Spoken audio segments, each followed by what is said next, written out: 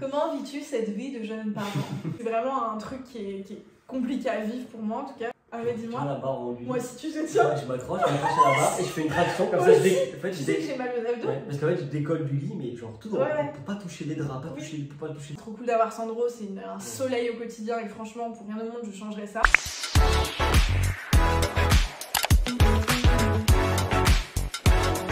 On vous retrouve aujourd'hui pour une vidéo ensemble. Ça fait combien de temps qu'on n'a pas tourné une vidéo face cam tous les deux? Ça fait très longtemps que j'ai pas fait de vidéo tout court, moi. Oui, c'est vrai. Je sais pas. Donc il revient doucement mais sûrement, le monsieur.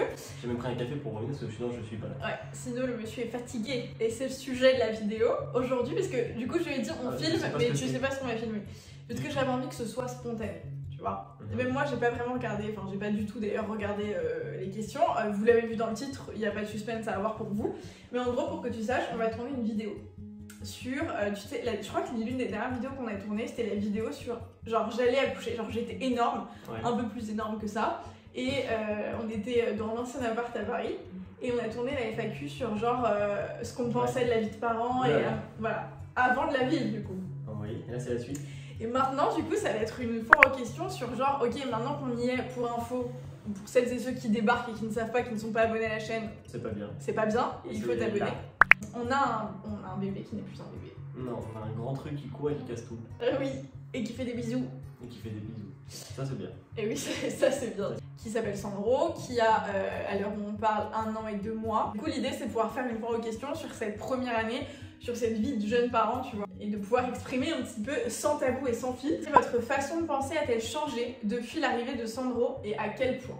Ah, c'est dur parce que est-ce qu'on s'attendait à quelque chose? On s'attendait à quelque chose. Le discours qu'on avait, c'était un peu genre, comme pour tout, on se laissera guider, on verra, tu vois. Moi, j'ai pas eu l'impression d'avoir une énorme surprise sur un truc. Ouais. Je vois pas de trucs choquants, de grosses différences entre ce que je pensais vivre et ce que je vis. On était assez alignés sur les difficultés qu'on aurait. Je sais que dans la vidéo, on me dit un truc, enfin, je dis un truc, je parle du sommeil.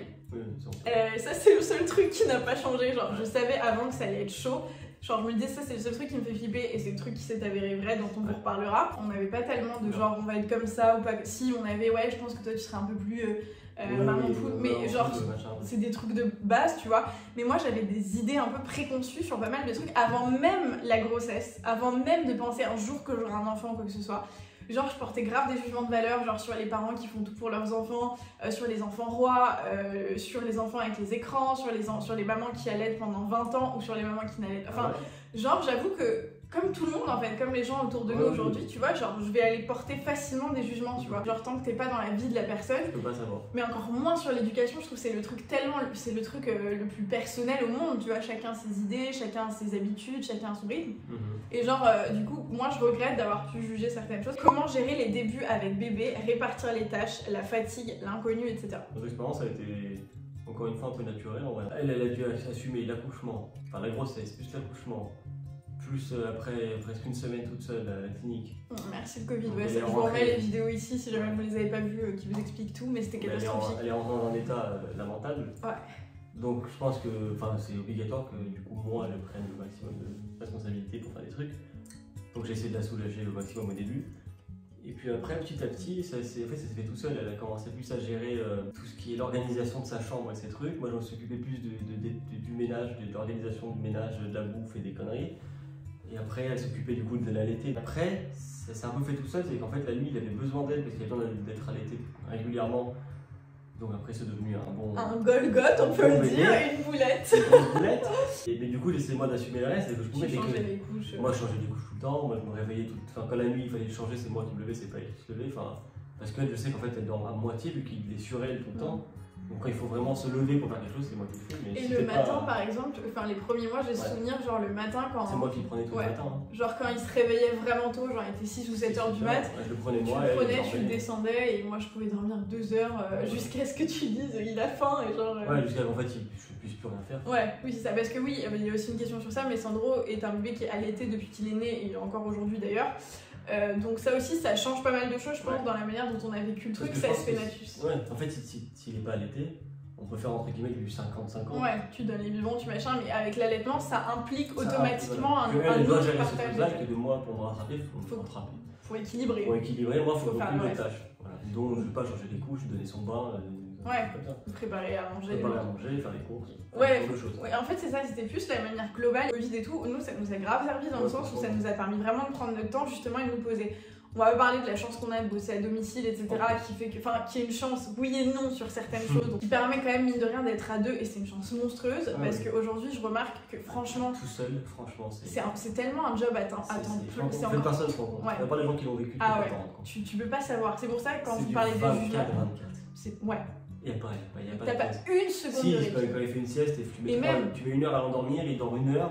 Et même quand il fait une sieste, tu restes là en mode ok, est-ce qu'il va se réveiller Le moindre bruit, tu dis ah, c'est lui. Mais oui, non, c'est pas lui. Donc t'es en alerte constamment. Donc en fait, ton cerveau il est jamais reposé. C'est 24/24, nuit et jour. Enfin, c'est vraiment une charge mentale qui est énorme et tout. C'est un bonheur aussi qui est énorme et tout, mais c'est vraiment une charge mentale qu'il faut pas négliger, je pense. Et donc nous, gérer les débuts, c'est ça. On s'est pas posé de questions, on a fait. Tu vois, genre on a mis de côté un petit peu tout le reste, on a eu la chance entre guillemets que ce soit le confinement, donc il n'y avait pas la frustration de la vie sociale ou quoi que ce soit, on s'est consacré que à ça en se disant genre là on donne tout, attention 24/24, les nuits, les trucs, les machins, et puis on verra, et on a ajusté, il y a des fois où Roman était fatigué, où moi je prenais le relais, inversement, il y a des fois où lui il était de mauvaise humeur. En fait. Ouais, exactement. Je lui ai dit, à un moment, au bout de quelques mois, je lui ai dit il faut que je retourne au sport, je lui ai dit je lui ai dit la salle maintenant, enfin en sport, on pouvait retourner en France avec un mot de médecin, avec un mot de médecin. Je lui ai dit j'ai besoin d'aller au sport parce que je vais péter un câble. Je vais m'en occuper, c'est pas un problème. Me réveiller à 6h du mat, je m'en fous, je me réveille. Mais il faut juste que je fasse 1 heure de sport, donc je parte 1h30 entre les retours, machin. Pour pas péter un plomb, ça c'est un câble. Mais parce que j'ai l'habitude de faire ça en fait. Et en fait, d'avoir stoppé complètement mon habitude, comme elle qui fait des vidéos ou qui fait des trucs, tu le relèves complètement. Au bout de quelques semaines, elle dit j'en peux plus, faut que je fasse. J'ai envie de faire un truc là, ça me. Parce que c'est tellement prenant, en effet, c'est plein de bonheur. Enfin, on va pas rentrer dans le cliché, machin, évidemment, ça coule de source. Mais c'est aussi énormément de responsabilité, parce que c'est du 24/24 machin, et ton cerveau est tout le temps en ébullition. Et même après, tu peux avoir tendance justement sur cet équilibre des trucs à genre aller commencer à taper sur l'autre en lui disant moi je suis crevée, toi t'as pas fait ci, moi j'ai fait 55% aujourd'hui machin.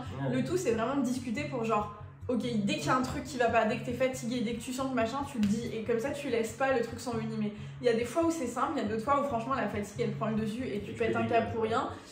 Nous ça a été assez rare parce que ça va. Parce que vraiment cet équilibre, franchement, on a de la chance sur ce sujet, ça s'est fait vraiment tout seul. On est pas mal sorti. Il faut écouter son instinct aussi, je pense qu'il y a beaucoup de ça, je reçois au quotidien des tonnes de questions sur Insta, comment vous faites ci, ça.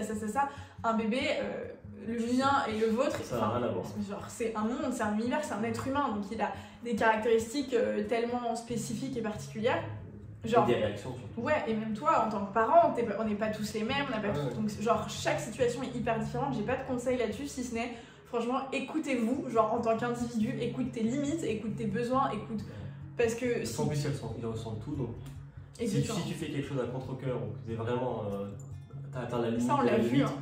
Sandro, franchement, je pense qu'il y a pendant une semaine, elle et moi, on en pouvait plus. On était imbuvables. On était insupportables l'un et l'autre, il y avait des problèmes, je sais même plus pourquoi. Quand on était en Tunisie, donc il était déjà plus grand, il avait genre 6-7 mois quand on est arrivé avec les Airbnb, il y avait des galères, des trucs, des machins. On avait que des galères. On était imbuvables. Nous on était énervés, mais pourtant avec lui ça changeait pas notre comportement avec lui. Sauf que lui il réagissait pas du tout de la même manière parce qu'il sentait qu'il y avait un truc qui allait pas et il nous a déchirés. Ah oui, il était exécrable aussi du coup. Il nous a déchirés. Et on s'en est rendu compte, on s'est posé, on s'est calmé, on a pris un jour de repos, on a pris du recul sur les trucs qui nous énervaient, et puis après il a recommencé tout petit, tout mignon. Pour le reste, pour toutes les questions de comment gérer vraiment à proprement parler l'inconnu, quand vous avez des questions et tout, renseignez-vous. Prenez pas forcément toutes les affirmations et les informations qu'on va vous donner sans que vous posiez de questions. C'est-à-dire que tous les jugements des gens, tous les machins, ça entre dans une oreille et ça ressort par l'autre. Si vous avez vraiment des questions, si vous avez vraiment des doutes sur des choses, allez poser des questions à des professionnels, faites-vous accompagner de gens compétents, etc. Mais n'allez pas prendre l'avis de toute la terre parce que personne n'a le même avis, ça va être personne n'a le même avis, tout le monde a des jugements de valeur différents et tout, et ça va être un bordel. Genre, tu devrais le laisser pleurer, tu devrais faire ci, ça. Et on le voit en plus avec les différences entre les générations. Ta mère va te dire un truc, ta grand-mère va te dire autre chose. Et une copine à toi qui a un gosse va te dire complètement l'inverse. Et ça va t'embrouiller plus qu'autre chose. Ça sert à rien. Écoute-toi, ton mec, le bébé, etc. Et puis après le reste, quand essaye. Avec un bébé, tu peux faire des tests pendant 2-3 jours, tu essayes quelque chose et tu vois tout de suite comment il réagit en fait. Ça réagit. Regarde tout. Et pour le reste, il y a vraiment des sujets comme nous, le sommeil, ça va être un vrai sujet, on s'est fait accompagner. Voilà pour la partie gérer les débuts avec bébé. Bon courage si vous êtes dedans, si vous êtes en train, si vous allez accoucher. Ça va bien se passer. tout passe, tout finit par passer. Il y a des trucs qu'on disait mais on est crevé, on n'en peut plus, quand il y avait des petits reflux, des trucs, des machins, il y a des fois où tu te dis mais c'est infernal, ça va jamais passer, il t'était toutes les heures, toutes les machins, et tout finit par passer et au bout d'un moment ça te manque. Et c'est vrai, genre Sandro a dormi sur moi pendant 2 mois, je pense, sur moi, genre pas à côté, sur moi. Et à un moment je me disais c'est chiant machin, j'aimerais bien retrouver mon dos. En fait je l'avais dit, et je lui ai dit tu verras, tu te rappelleras même pas la dernière nuit que tu auras fait avec lui sur toi. Et tu voudras qu'il dorme avec toi, il va t'envoyer chier. C'est exactement ce qui se passe. Et aujourd'hui, je rêve de repasser une nuit avec lui sur moi, tu vois. Êtes-vous toujours d'accord sur l'éducation de Sandro? Bon, 99%, je pense que oui. Ouais, mais parce qu'il est pas encore... Enfin, oui. Genre quand c'est des bébés, on va pas se mentir, l'éducation, il n'y est pas encore. On est là en train de lui inculquer nos valeurs de vie, tu vois, genre. Ouais. Mais en fait, il nous copie, il voit comment nous on réagit. Et si nous on réagit, entre guillemets, bien à des cris, j'en sais rien, à des embrouilles, à des trucs, il réagit un peu de la même manière. Et... Déjà, on sent, enfin, mais de manière générale, avec ou sans bébé, c'est un truc que Roman m'a appris, c'est à me canaliser. Donc, genre, moi, avant, j'étais une grosse nerveuse, donc je pense que j'aurais pas eu le même bébé. Mais là, avec toi, genre, on est quand même vachement on a un tempérament qui est hyper apaisé, machin. Non, mais c'est vrai, il faut dire ce qu'il y a. Moi, je suis une boule de nerfs à la base. Et avec Roman, non, genre, on discute et on arrive à discuter calmement. Et du coup, ça se répercute aussi sur notre manière de faire avec lui. Genre, tu vois, on va pas hurler dessus ou même en paniquant, on va genre apprendre à lui parler correctement. Et je pense que là-dessus, on est alignés aussi. Et... Hier soir, j'étais trop fatigué, il m'a saoulé parce qu'il s'est endormi. Enfin, je l'ai endormi à 3h du matin. Pendant 1h30, il voulait pas s'endormir. Alors que depuis 10 jours, il dort super bien. Donc c'est frustrant de repasser à cette étape-là. Ça m'a énervé un peu. Et en fait, j'ai fait l'erreur de un tout petit peu lui hausser la voix, alors qu'en plus c'est la nuit. Donc même en parlant normalement pour lui, on était crié sur lui. Après, il m'a mis, enfin en vrai, il m'a mis une gifle. Qu'on soit honnête, il m'a battu. Il m'a rentré une gifle. Et après, il voulait plus me faire. Il a été vexé quoi. Il était vexé et je pouvais plus rien faire. C'est Carré qui a dû venir parce que moi, et dès qu'elle est venue, il s'est calmé, il s'est arrangé. Moi, il faisait que me gueuler dessus, il faisait que pleurer, il voulait pas que je le touche. Parce que c'est inhabituel. Pour le moment, on se donne juste des objectifs, même à nous en tant qu'être humain, qui est juste d'être la meilleure version de nous-mêmes en face de lui.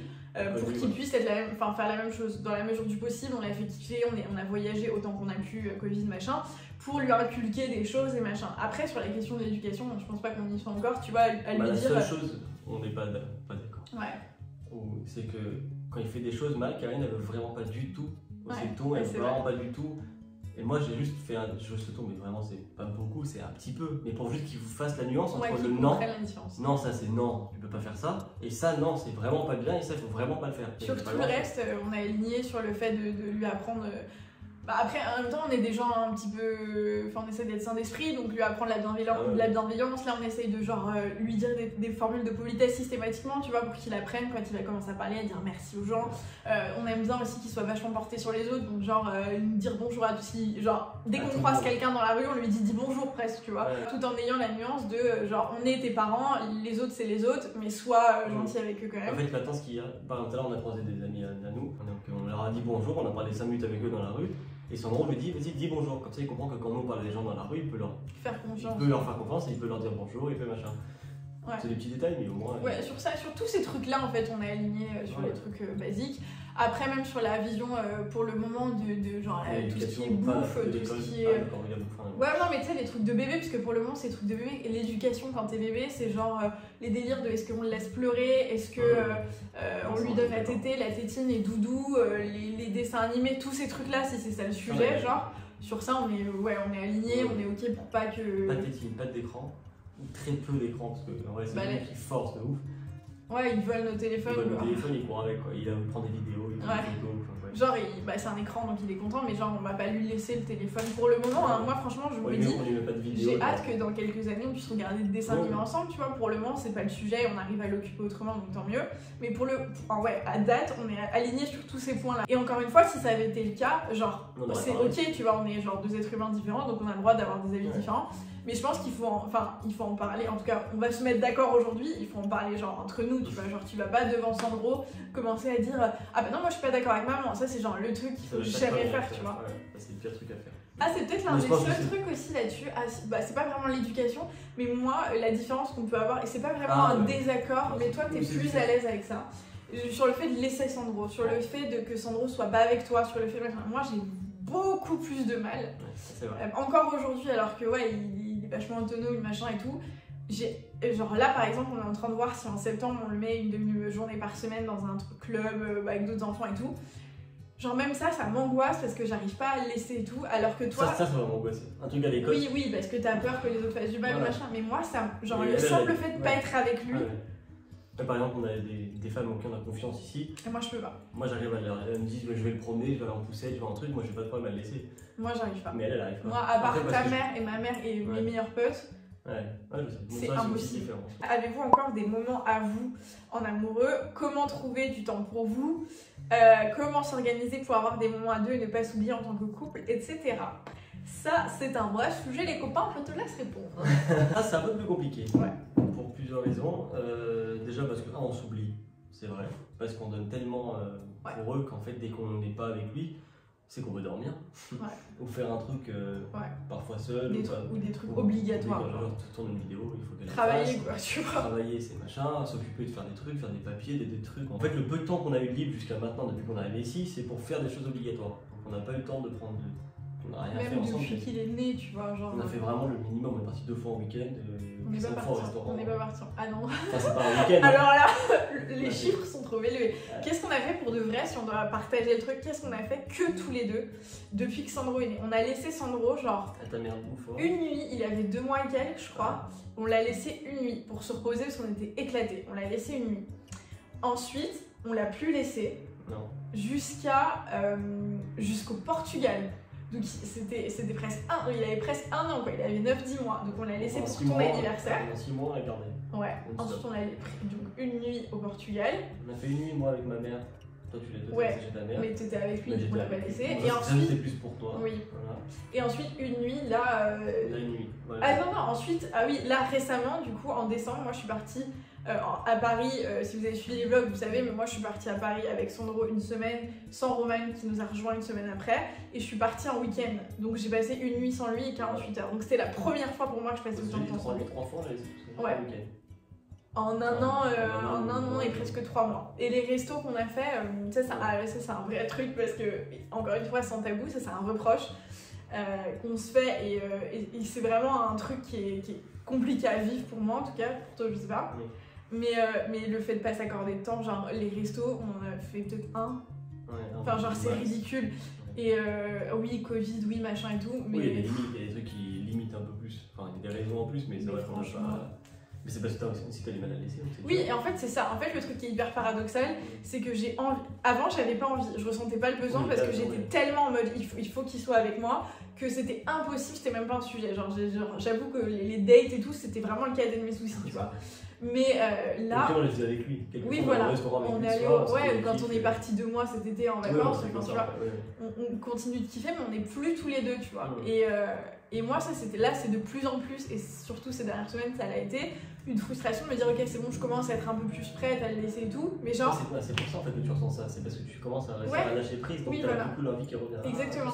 Bah oui. Maintenant, je me dis, putain, j'ai envie de retrouver mon mec, parce que c'est un vrai truc, c'est un vrai sujet. Bah, arrêtez de faire genre, quand tu deviens parent, déjà toi, en tant qu'individu, tu passes au 5 millième plan. Mais alors ton couple, même avec tes potes, genre je galère à trouver 5 minutes dans ma journée. Ça fait 2 semaines que je dois appeler mes meilleurs potes en visio, j'arrive pas à le faire parce qu'entre le taf, le machin et tout. Alors imaginez, ça fait 10 jours que j'essaye de me maquiller tous les jours, je sais pas si t'as remarqué. Enfin tu vois. Ouais, et genre reprendre du temps pour. C'est une résolution d'année. Mais pareil, j'avais laissé mes cheveux. On s'est laissé dépérir, tu vois. Quand t'es dans le délire, tu te rends pas compte en fait. Tu te rends plus compte. Et c'est là le risque. À la fois c'est cool parce que du coup tu vois tu culpabilises pas et tu te dis bon c'est pas grave, oui c'est ça.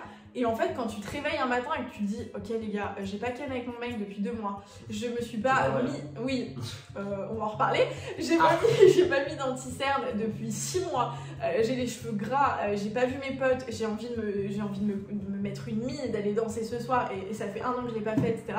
Quand tu te réveilles le matin et que tu prends conscience de tout ça, ça fait chier tu vois. Et en même temps on peut pas tout faire, tu vois. Vraiment, tu dis que c'est maintenant que ça va le faire et que plus tard, en fait, t'auras tout le temps de faire ça. Ouais.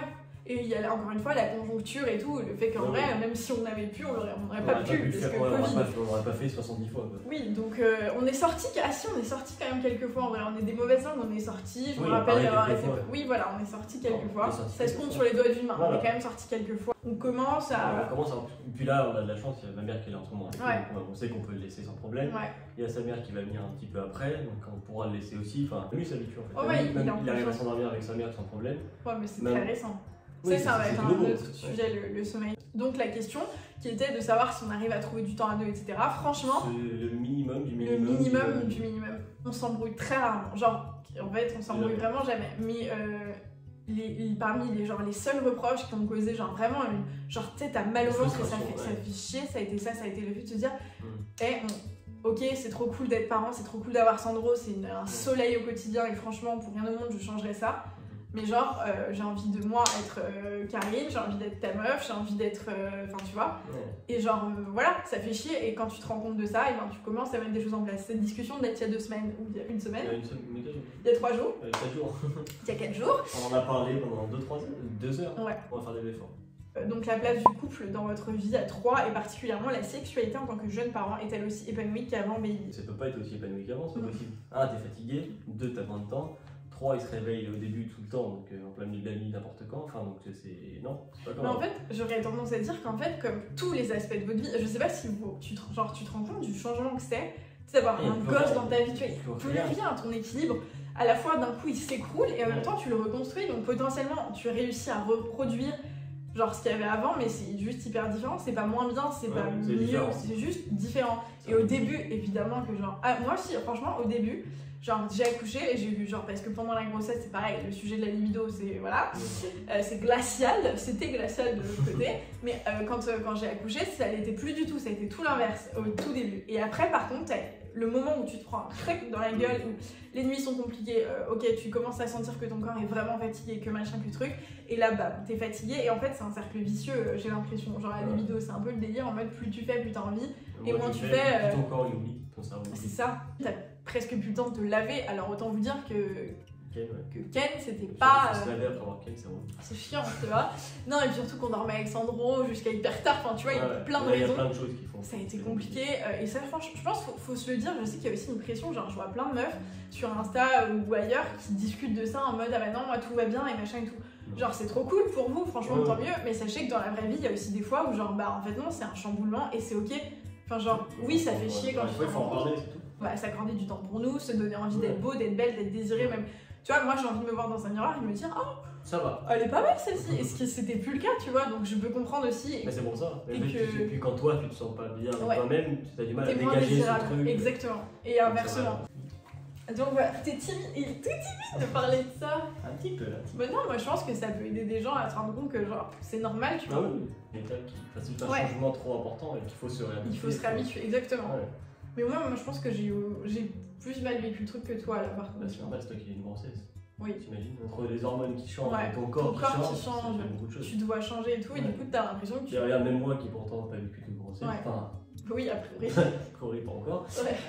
Même moi j'avais pas de meilleur, mais je me trouve dégueulasse, je me charge, j'ai pas meilleur. Alors imagine au niveau d'une meuf qui a pris 25 kilos quoi. Voilà. Comment sont les nuits avec Sandro? Est-ce qu'il dort mieux? Depuis que Hélène nous aide, oui, il dort mieux. En fait, il nous a donné des étapes à suivre pour atteindre l'objectif. Tu peux peut-être faire juste un rappel pour les gens qui débarquent et qui ne savent pas avec quoi il s'agit. On est passé de il dort tout le temps sur Karine. Quand il est né, Quand il est né. Il a dormi un petit peu dans son berceau quand il était vraiment bébé encore. Il voulait plus son berceau du tout. Plus du tout. C'est-à-dire que tu le posais, il pleurait, il s'endormait pas. On l'a pris avec nous dans le lit. Il a dormi avec nous dans le lit. Ensuite, il dormait entre nous. Entre nous, Il dormait entre nous pour combien de temps? Il a dormi dans notre lit jusqu'à ce qu'on arrive dans cet appartement. Dans cette maison, pardon. Ah ouais. Ouais. Donc 11 mois. Pendant presque 11 mois, presque un an. Il a dormi avec nous en vrai. Donc il dormait avec nous parce que ça se passait mieux comme ça. C'était moins crevant. C'était le meilleur truc pour nous. Et franchement, là-dessus aussi, vous mettez pas de pression. Moi, on avait l'impression qu'on se disait, mais ça va pas, on dort pas avec son gosse, c'est dangereux, je sais pas quoi. Et puis les mauvaises habitudes. Je sais pas quoi, ma mère elle m'a dit, mais. Enfin, je sais pas ce qu'ils ont dit, mais moi, c'est ce que j'ai fait avec ma mère. Et il y a plein de gens. Mais tu sais, c'est ça, c'est genre quand tu discutes avec les gens, en fait, quand tu creuses, ah bah moi aussi, j'ai fait ça en fait. Je dormais pas pendant 6 mois. Du coup, on a commencé après à changer les techniques, on a essayé de faire son propre lit. On a commencé à essayer de le laisser dormir tout seul. Une fois, t'étais sorti dîner, j'étais avec Quentin à la maison. Ah oui. Chez sa mère. Je voulais être rigolo. Sandro, il avait son lit, donc en fait, j'arrivais à l'endormir sur moi. Ah oui, c'est ça, oui, il y a eu un moment avant le 11 mois où il passe dans sa chambre, il y a eu quand même un moment effectivement où il dormait dans son. En fait, on l'endormait nous, c'est-à-dire qu'on le prenait, on le berçait, machin, et on le posait, il s'endormait, il se réveillait assez régulièrement du coup. On arrivait à le poser, est-ce qu'il dorme seul? Mais c'était pas toute la nuit, hein. C'était pas toute la nuit, c'était.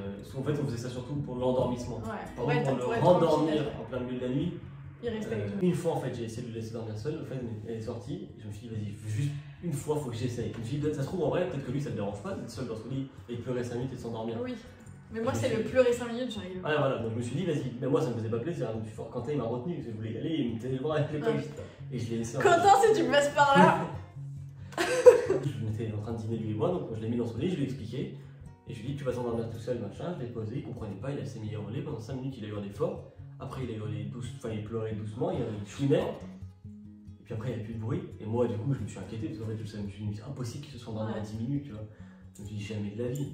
Donc je suis allé machin, et en fait, il était endormi en bout. Mais ça faisait de la peine, hein, même comment sa position, tu comprends qu'il n'a pas dormi de manière saine, parce qu'en fait, il était en boule sur le coin du lit, genre tout recroquevillé, comme s'il avait peur, quoi. Tu m'avais pas dit ça. Ouais. Voilà. Et après, du coup, j'ai jamais pu le refaire parce qu'il avait mis trop. Voilà, moi je voulais pas. Donc, du coup, à partir de ce moment-là, quand on est arrivé ici en Tunisie, qu'on a eu notre maison, on lui a fait son lit. On lui a fait sa chambre, son lit, on lui a fait un endroit hyper cosy où il pourrait se sentir bien, etc.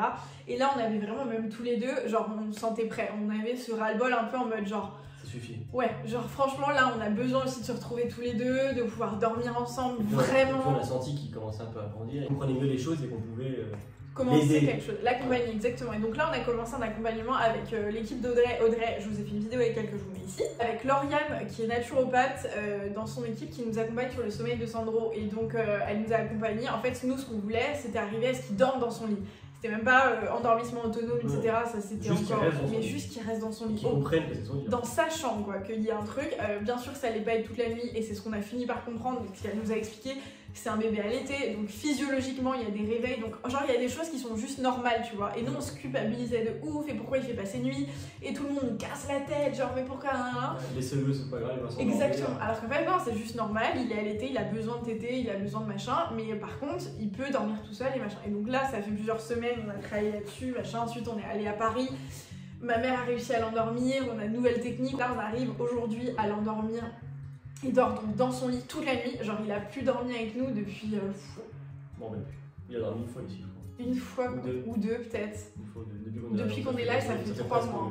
3-4 mois qu'il a dormi. Pour nous, c'est un truc de ouf. Hein. Donc maintenant, c'est nous qui nous levons la nuit, etc. Maintenant, par exemple, il arrive qu'il nous fasse un réveil par nuit, qu'il fasse du 20h, 8h avec un réveil, ce qui n'est du jamais vu pour nous, c'est un truc de ouf. Enfin bref, on va sur quelque chose de mieux. Et rien que nous, tu vois, on retrouve quand même notre intimité. On sait qu'on va le coucher à 20h avant. Ouais, et on sait qu'on peut regarder un film, qu'on peut regarder un truc. Ça a été compliqué, mais parce que ça a été notre choix aussi, tu vois. Et franchement, ça nous allait très bien au début de dormir ensemble, tu vois. C'était trop chou. Après, tu lui attrapes sa petite main. C'était trop chou, de le sentir tout chaud et tout. Et voilà, même pour moi, pour l'allaitement, c'était 1 million de fois plus simple, ça me réveillait quasiment pas, enfin voilà. Là par contre, on douille un peu plus avec le fait de se lever et changer de chambre. Là, il faut vraiment aller dans sa chambre, il faut rester à côté de lui, essayer de l'endormir. Si t'arrives pas, il faut aller avec lui dans le lit pour qu'il soit vraiment rassuré. En gros, il fait un câlin, il se rendort sur toi et tu le reposes. Il faut réussir à partir sans réveiller après. Ah oui, tu connais ce moment où genre t'es comme ça, genre. Je te montre la technique. Ah ouais, dis-moi. Moi si tu te tiens. Je m'accroche à la barre et je fais une traction comme ça. Tu sais que j'ai mal aux abdos. Parce qu'en fait, tu décolles du lit, mais genre tout droit. Pour pas toucher les draps, pas toucher les pas. Et t'entends le bruit que ça fait quand tu décolles, ça fait. Ouais, ça fait ça doucement, mais ça fait plus de bruit quand tu bouges la couette. En fait, on décolle droit et on sort du lit en parallèle. Et après, est-ce que tu tords ta jambe pareil, je fais la même chose. Et c'est le pire truc. De très loin, le sommeil, c'est le pire truc. À côté de ça, je vois rien d'autres qui m'emmerdent ou qui me. Tu vois, genre tout le reste. C'est pour ça que je dis, genre en vrai, ça aurait tout changé. Il aurait fait ses nuits. Genre rapidement. Oui, peut-être. Mais ou pas, hein, ça se trouve. Et ça aurait été encore plus difficile de l'endormir, du coup, tu vois. Parce que là, en vrai, un coup de tété, bon, potentiellement, il s'endort. Mais voilà, donc le sommeil est très difficile. Et c'est aussi pour ça qu'on s'est oublié, machin. Parce que franchement, je sais pas, en fait, quand tu l'as pas vécu, tu peux pas savoir. Parce que croyez pas que, genre, quand tu mets ton réveil à 6h30 pour aller au taf et que tu t'endormis à 1h du mat, c'est difficile. Non. Ça, on l'a fait, hein. Ça.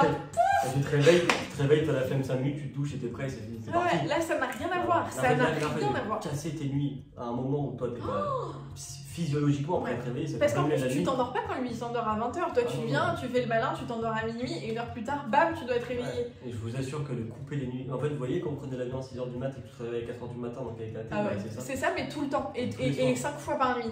Enfin là ça va, c'est plus 5 fois, mais tu t'imagines, c'est éreintant. Et c'est éreintant au quotidien, sachant que derrière tu dois enchaîner. En plus, c'est pas la fatigue, c'est nerveusement, ça te.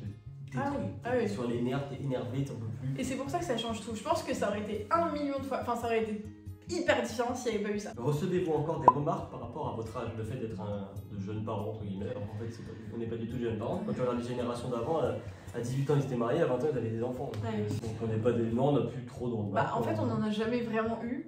Non, pas beaucoup. En fait c'est plus genre, c'est pas vraiment des remarques où les gens vont nous juger là-dessus, mais c'est plus genre, ah tu as que cet âge-là. Ah t'es une cassos, t'es un gosse avec 2 ans.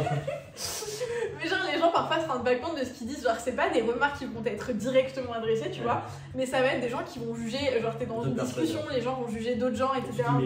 Tu dis, mais j'ai 25 ans, je suis maman les gars, donc c'est de ma situation dont tu parles, c'est jamais méchant, c'est jamais truc. Non, on n'a pas eu de gros trucs. On n'a jamais quelqu'un qui nous a dit mais vous êtes trop jeune, en même temps, qui se permettrait de venir nous voir. Ah toi t'as eu cette discussion avec tes potes d'ailleurs. Ouais, avec mes potes j'ai eu ça, parce qu'en fait il n'y a aucun de mes potes qui est même en couple au point d'avoir un gosse avec quelqu'un, je crois. Donc mes potes, pour eux, je suis un ovni quoi. Ouais. Et du coup ils comprennent moi aussi, pas. hein, Et en fait, 80%. toi aussi. Mais du coup moi quand je leur en avais pas. Quand je leur en ai parlé. Quand je leur en ai parlé. Oui.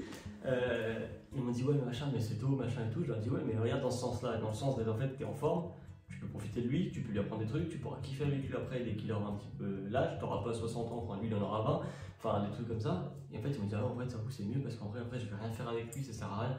Et après il n'y a pas de, tu vois, oui, on va pas se mettre dans le truc inverse, on va juger. En fait on a tout le temps l'autre vision de vaut mieux faire ça le plus tard possible, parce qu'après on aura plus de temps et plus comme ça je kiffe ma jeunesse. Et on n'a pas la vision de si je fais ça tôt, je peux kiffer encore ma jeunesse. franchement moi je trouve ouais, on est même pas si tôt. Kiffer ma jeunesse, c'est pas ta jeunesse, mais ta jeune vie d'adulte où t'es pas en canne quoi.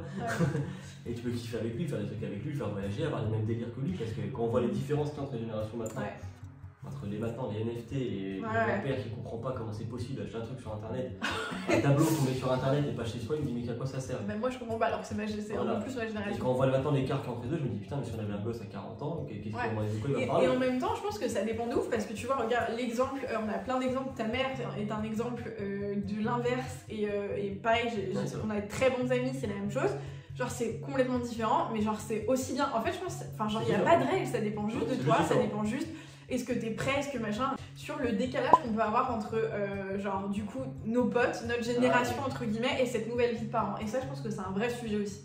Ouais ça c'est différent, ça c'est un peu plus compliqué mais en vrai encore une fois le Covid ça nous aide parce qu'en fait plus personne ne le fait, enfin de nos potes, plus personne fait grand chose. Enfin, la vie sociale elle est complètement différente, c'est clair. Avant oui effectivement on partait tout le temps en vacances, on partait tout le temps faire des trucs, des week-ends, des semaines de vacances, des trucs. Et là, avec des potes ou sortir tous les soirs, machin. Mes potes ils sont tous éparpillés un peu partout, en vrai plus personne se voit, chacun voit les gens de leur taf et de leur truc, donc moi je me dis que j'aurai un gosse ou pas.